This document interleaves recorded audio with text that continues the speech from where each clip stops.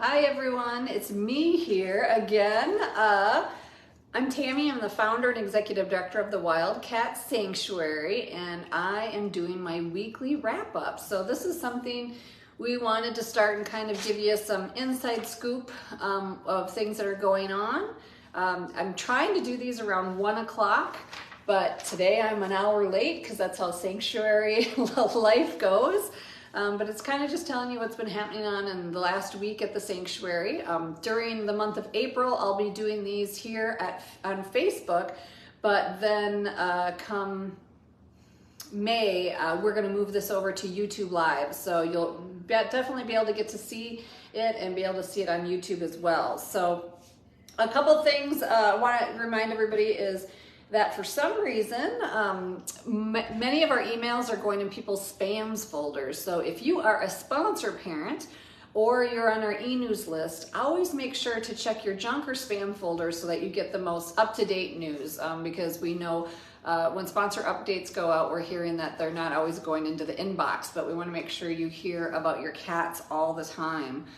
So what's been going on here at the sanctuary? Well, the one exciting thing is we were able to list our mask mandate for the sanctuary. We were still using KN95 masks around the cats for feeding and food prep and everything like that. And we're so thankful that we require our animal care staff to be vaccinated.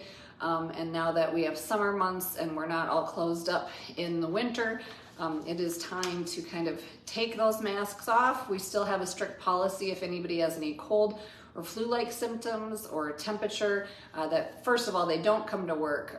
But if they think it might be allergies or something like that, that they still have to wear their mask. So you'll see us maskless for the first time in about almost 2.5 years. So I think the cats will wonder who we are when we show up without the big black blobs on our face. Also, we had meetings today to kind of talk about what's coming ahead. So safety in all aspects, just like when we were wearing the masks to prevent COVID for the cats, is in all forms. So we have avian influenza that's in the United States right now, and Minnesota's looking at having an outbreak this spring, summer, sadly. So part of that protocol to protect the cats is we don't take like donated or culled geese or anything like that. And so all of our produce comes from, especially like you would say, restaurant grade. So we follow that procedure, but also we look at this time of year that we're not going to lay down new grass seed because we don't want to attract birds or waterfowl. And then our other policy is if there is a dead bird ever found on the property, it goes directly to our vet clinic for examination and possibly testing.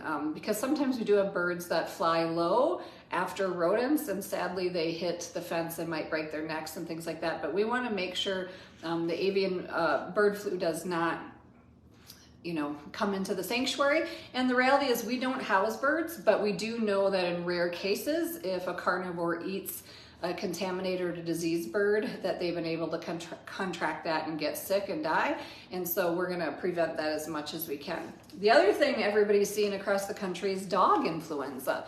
And luckily this isn't as life-threatening, but it is very contagious dog to dog. And we have one sanctuary dog here, but you might not know that we do allow certain staff to bring their dogs to work, especially if they need to be seen by the vet, or if they're at their desk all day and they can supervise their dog, we allow dogs to visit. So another protocol we put in place that if the employee's dog goes to dog parks, doggy daycare, anything in public forums right now of communal dogs, that they cannot come on site at the sanctuary. And that's to protect not just Kiara, but all of us that have dogs at home. And sadly, we saw an outbreak at our Humane Society in Golden Valley here.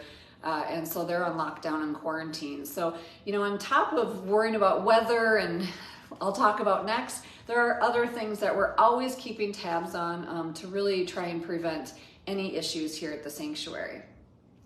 So on top of that, weather. So you will see in the live posts and some of your sponsor videos, you'll think that Judson took a photo months ago, and it was probably 4 or 5 days ago when we had like the lion cubs he just posted. They just moved to their permanent habitat.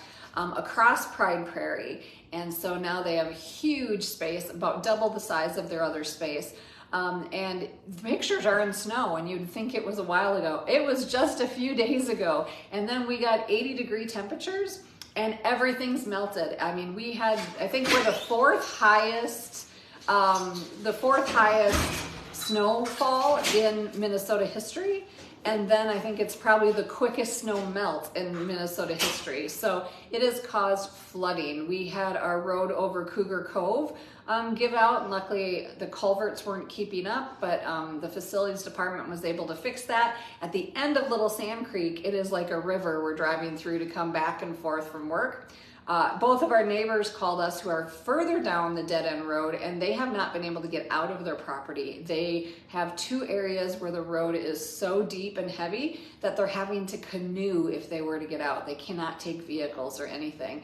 So it's kind of crazy here in northern Minnesota. And then when you go to the southern Minnesota, because the snow melt happens so fast, that all the dead grass from the winters there, and we have 80-degree temps and wind, and they're having fire danger warnings, which is just crazy. We just had 3 feet of snow on the ground less than 4 or 5 days ago. So, you know, we always are keeping up to date on weather. So you'll see in the live post that there might be a snow pile, you know, in a habitat, and there may be tons of water, and then there might be grass.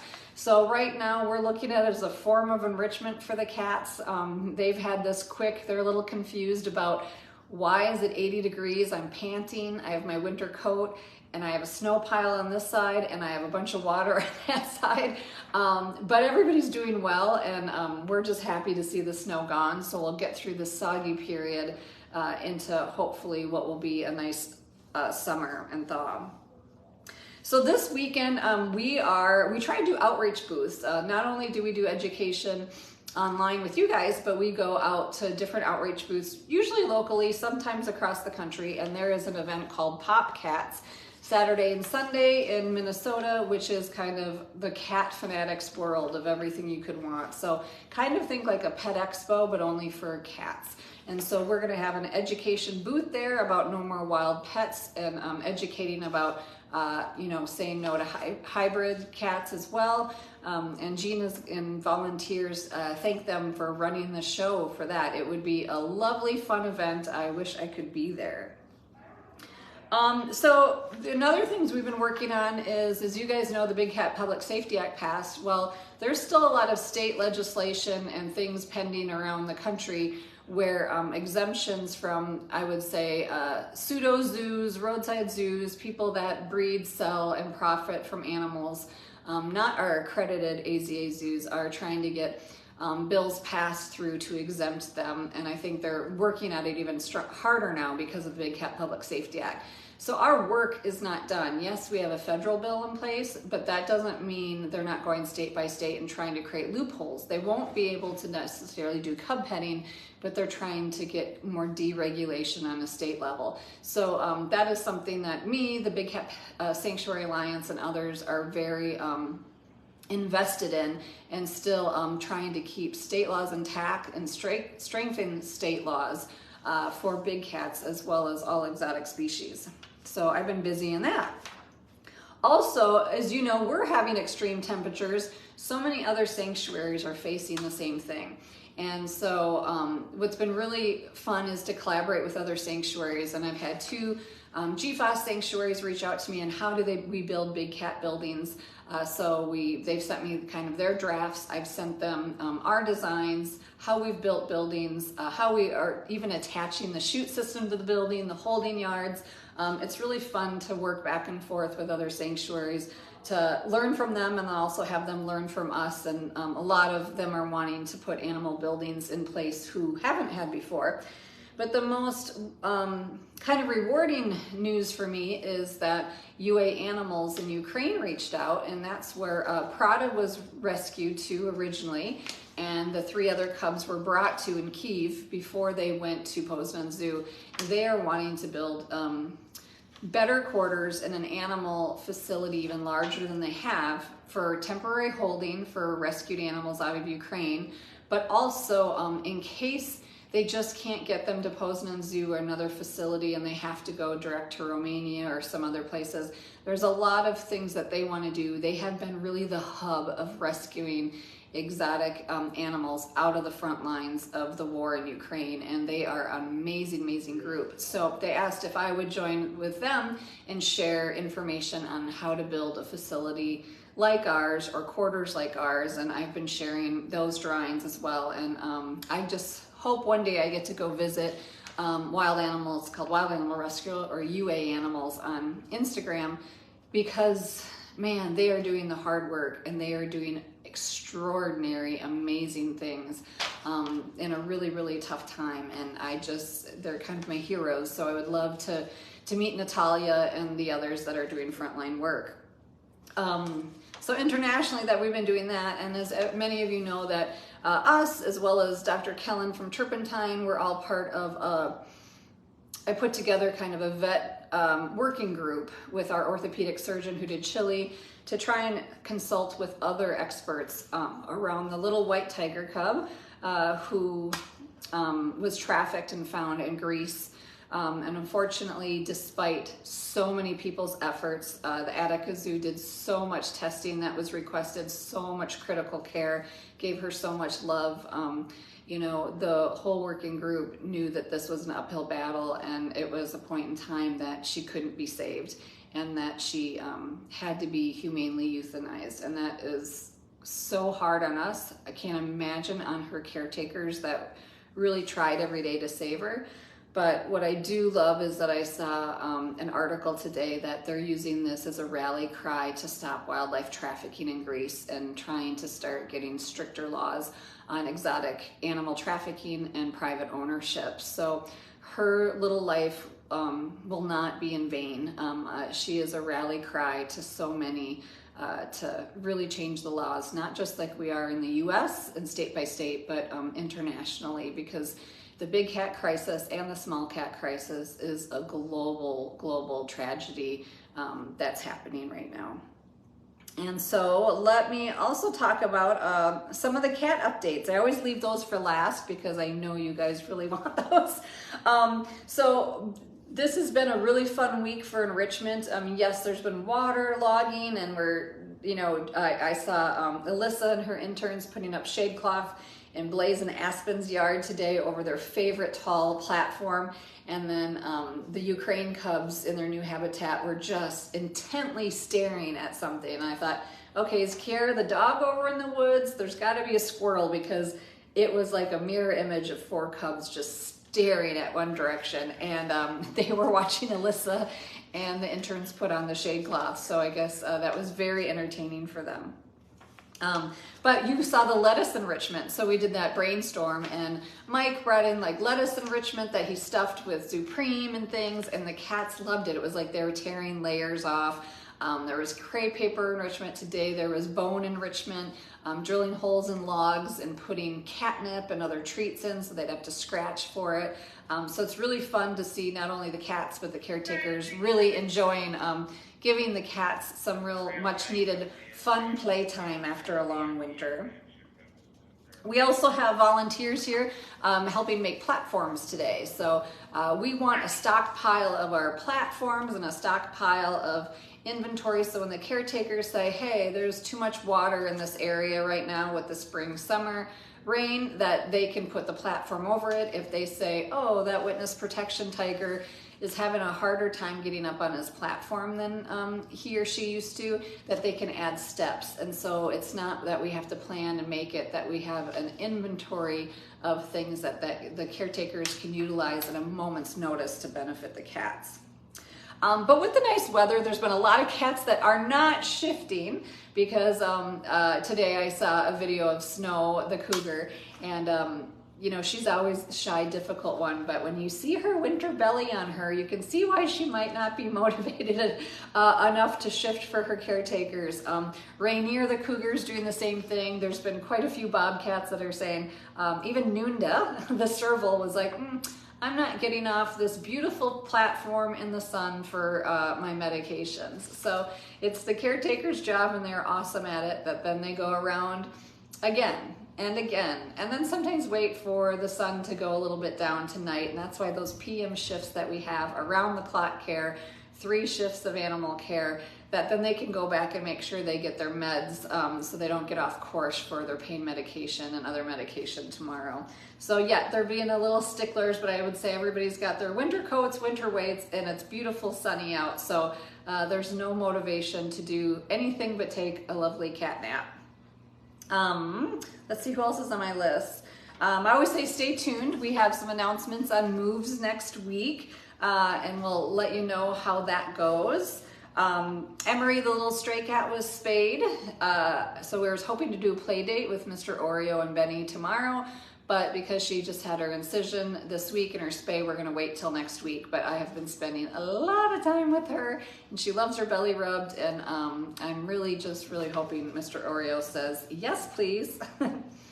Lloyd had a recheck today. You know, Lloyd, our Savannah, had the lesions and granuloma in his mouth, and Dr. Campbell just wanted to make sure, because they looked so great at the last recheck, that we are on the right path. He did great today at his recheck. There's a little bit there, nothing like what you saw in the live post, and so they're going to put him on a maintenance dose of prednisolone, which is a steroid, to keep that regrowth from coming back for a while, and then he'll be put on an annual schedule for wellness exams, where most of our wildcats are 3 years, but a lot of our Bengals and hybrids and Savannahs are on an annual wellness because they have such chronic issues, those little hybrids. So a few others. Nico, our bobcat, we have this huge geriatric population of small cats. A few years back, it was a huge geriatric population of big cats. Now I look back, Bosco came to me in 2001. You know, he's been here a long time, and he's showing his age, and he's an African serval, and he's, you know, losing muscle mass. He's had severe osteoarthritis. He's on a lot of pain management. Most recently, we saw his knee it's what we call a loose knee. Dr. Campbell and everybody, we talked about sedating him today and looking at what that is, because it's a little unstable. There was pros and cons, as there always is, to sedate an older cat. So at this point, we decided if we sedated him and we found out that it was like a torn ACL or something like that, he cannot undergo the surgery at 22 years old, and we know he's at end of life. And so we've made the decision to carefully watch him day by day, make sure his pain medications are on board so it's not painful, that he's up and walking, that he's eating, that he's doing all the wonderful things he loves to do, and that at the moment that we can't maintain that level of comfort for him, we know we're probably going to have to make a decision for him. A torn ACL is not a death sentence for cats. We've done surgeries and fixed it before, but for a 22-year-old serval that has a lot of other medical problems that are end-of-life problems, throwing this on top of it and putting him through that surgery would probably put him over the edge, and we really want him to enjoy his last days, weeks, or months out in the sun with the cats he loves, with his 3 other roommates. And so you know, I think this was the right thing. And this is what's harder when you're dealing with wild animals versus domestic. You know, we can't go in and do rehab on him every day and things like that. He'd have to be confined, you have to be separated. And when you're in the last moments of, you know, your last window of your life, sometimes we have to make decisions we wouldn't normally make just for what's a quality of life for them.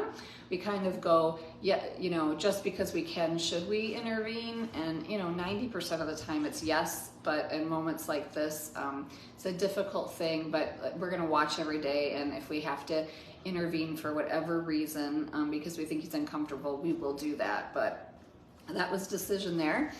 Baby Jenga was having some swelling in his face. He had 2 extractions, and he's also, you know, up there too in age, of almost 20 years old. And so he did great, as we talked about under anesthesia, and you guys know that he had that, but he's been doing great. He then rubbed his face a little bit and caused a little bit of a superficial wound, and we were worried, like, could that be another tooth? But it looked like he kind of fell in love with beauty, the lynx, too much on the shared fence, and was rubbing himself and just kind of scraped open his face, and oral antibiotics treated that. He didn't have to be sedated at all. Nico, the bobcat, is another one of our geriatric cats. Mostly it's servals and bobcats right now. We've got some Bengals that are really, really old too. Nico's about 20 years old as well. And he's just looking his age. He has severe osteoarthritis, especially in his wrists. So his wrists almost look like they're on backwards. So he's on a huge pain management regimen. But if you saw, he and Rio got lettuce enrichment and he was up on the platform with him. So he's doing the things he likes, but we watch him because he has 3 good days and then a quiet day, 3 good days and a quiet day. And, you know, that's just old age, and you know, your body can't do what it used to do. And so hopefully we don't have to say goodbye to residents, but we know that our job is to not let any animal suffer. And if that means when the time is to make the decision, we will. So those are cats really in our comfort care program. And you know, and sometimes they hit you out of left field. It's not one we expected, but Lavani, and I did a post on him earlier today. If you didn't see, the cheetah, his gastritis has flared up, and we were really excited because after his last exam, he got his appetite back. He started eating. He's even eating double the amount of food he normally does, but he hasn't gained weight. So that's concerning. The good news is he hasn't lost weight since he dropped almost 30 pounds. But we really want him to gain weight. So at this point, we know the gastritis is a huge reason why cheetahs have mortality in captivity. It's their leading cause of death as they get older. And so we don't know if it's malabsorption. Right now we're having, you know, he could have cancer that we just can't see yet, or he could just be having a really bad flare up and he gets back on track. So our staff and vets have been watching him very closely. But to give you an idea, Lavani weighed 129 pounds, and then at his exam, he was down to 97. And so that's a big dramatic. Normally for them, it's about 130 to 140. So when they arrived from the zoo, they were probably about 110 to 120. We put a little sanctuary weight on him as we do, but that's still a big drop for Lavani. So we'll be watching him. Haley, the bobcat, she does this thing. It's kind of like once a year. She, after she eats, she starts pawing at her mouth like something's caught. So it happened last fall, but nothing came of it. And now it's been happening for like 3 or 4 days, but not consistently. So she's on the list that she might be seen on Tuesday to see if she has something caught in her mouth, or she might just have enough space in her, between her teeth that she gets something caught, but then she gets it out. So we don't want to sedate a cat if we don't have to, but she will be on the list to look at if she hasn't resolved that herself. Those are kind of my big updates. We also purchased, with the help of so many wonderful donors, put an order in for an iStat blood machine. So, you know, we have the blood machine here at the clinic that we can run in-house. But that means if we're down in the field, we have to run the blood work back. And a lot of times our choice is to run the blood work before we wake up the cat, in case we see anything, you know, if there's an infection, or if they have kidney issues or something, and we can give them extra support while they're still sedated, we want to do that, or if it's an antibiotic injection. So that means they have to keep the animal sedated. Somebody runs up here, runs the blood work, and then runs back down with the results and if there's any medication needed. The iStat is a smaller mobile machine that gets us quick reads on critical things that we need in the field. So they could just run it down with the cat. It's there in about a minute, and then we know if we have to do something there. So that is just wonderful that donors supported that purchase, because it will make things more efficient and more safe for all of us doing field work with the big cats. I'm trying to think of, those are kind of the big things. Next week we do want to share with you, so stay tuned. Sign up for that e-news if you haven't, our e-newsletter. We definitely want to share with you some moves and see if there's any interactions between the moves. It is going to be a moving spring. We have a lot of plans to get cats that are older into more suitable spots, cats that are younger. The cheetahs move down to their summer yard. You know, a lot of Bengals we're trying play dates on, so definitely put out in the universe that cats need friends. We won't make them live together, but it is a huge, huge help if they do, because we know, like Hilo, who lost Sebastian, Hilo the Savannah had lived with Cashmere and lived with Abby, and of course loved his little Sebastian. And now he's being a stickler about wanting to accept anybody, but he's lived with cats his whole life, and he's being very, very needy. So we know he wants attention, not just from us, but we know he'd benefit from a cat. It's just finding the right cat for him, and letting him accept another one into his heart. So that's kind of my weekly wrap up. I want to thank everybody that's been giving to the triple match. I know there's so many nonprofits fundraising right now, and I'm so forever grateful when you choose TWS to be one of yours of choice. The triple match will go through April 30th. Right now we're neck and neck with where we were last year. The difference is we only had the triple match for 1 week last year, so we saw a rise at the end of the match. And since we've had it for the full month, we've seen it taper off a little bit. So if you know of anybody that hasn't given that you think might want to give to a wonderful cause like the cats, please share our posts. If you can give, wonderful. If you know corporate sponsors that want to give, it's a great time to make your gift go 3 times as far. And we appreciate everything you guys have done. Also in this post, weekly wrap up, if you have specific questions that I could answer for you next week, definitely put them in.